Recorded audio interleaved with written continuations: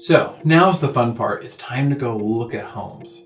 You got to make sure there's a few important things that you're actually looking at when you're looking at the home. Whenever most people walk in the home, they're excited. They want to look at it. They're like, oh, where could I put my couch? Where could I put my fridge?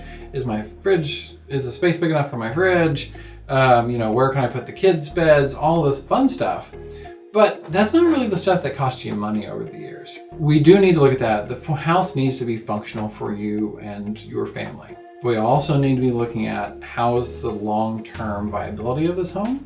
So that's kind of what I want to talk about today. First, you're going to look at function for your house, for your family. Great, got that down. Second, let's look at some of the details of the pricey items that could go wrong with the house and see if we can spot them before we even get started. The first and probably the most common in Oklahoma is going to be your foundation. So almost every house in Oklahoma at some point or the other is going to need to have foundation work. This isn't the end of the world. It just happens. It's because we have clay soil. So think about a sponge. Whenever that sponge fills up with water, it gets bigger, right? Well, clay is essentially a sponge. So when it rains, it expands. When it gets dry, it contracts. Your house is sitting on clay because that's what most of the soil is around here. So whenever it expands, your house will raise up and sometimes not evenly. And then when it gets dry, it will contract and go down. So you want to look for foundation problems. Here's kind of the most common ways. One is look at your door jambs and window, where the windows are. And usually they'll be coming out at a 45-degree angle from the top corner of the door or the window. That's usually an indication of some foundation movement. Sometimes you'll see them where they're straight up 90 degrees. That's usually not a big deal. That's usually along a seam, and that just kind of happens. That 45 degrees is an actual crack. Usually whenever you see a door jamb that has that crack, there's usually the door won't close all the way or it'll get hung. So we want to check for doors not closing and those cracks at 45 degrees. You also want to look for what we call step cracks on the outside of the home. So those step cracks are going to be coming usually off a window and they're going to go at 45 degrees and they're called step cracks because we have brick. And so they're stepping down that brick. Those are also a indication. You'll see they'll sometimes vary about how much they're cracked. I've seen them cracked enough where I can stick my hand in them. That's a pretty bad crack. The next thing we're going to look at is going to be our air conditioner. Air conditioners can last forever if you take care of them. I've got one rent house that's got an air conditioner from probably the 60s or 70s, and it is still chugging along and works great. But if you maintain them correctly. So let's look at and see if they're maintained before we get too far. Go and look at the unit outside.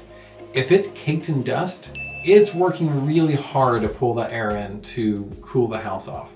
That means they've not maintained it. If it's nice and clean where you can see the fins on there, then it's probably been taken care of.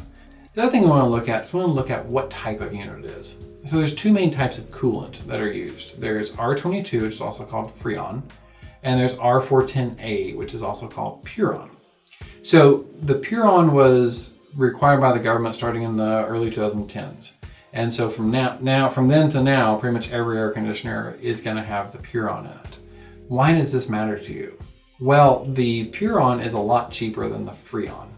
The Freon costs 3, 4, 5 times as much as the Freon does. That can save you a lot of money if you end up having to fix your air conditioner over, in the next 2 to 5 years. Sometimes it's cheaper to replace it because it's so expensive to buy new coolant to put into your air conditioner. So make sure that you check out what type of air conditioner it is. Here's one way to tell. The Puron units are a lot bigger physically. There's reasons for that, but they're a lot bigger physically. Like the one I have in my rent house is only like a couple feet tall and only a couple feet wide, whereas a brand new one would be probably 2 to 3 to maybe 4 times the size of that. So it's really important that you check at that because a new air conditioner can cost you thousands and thousands of dollars.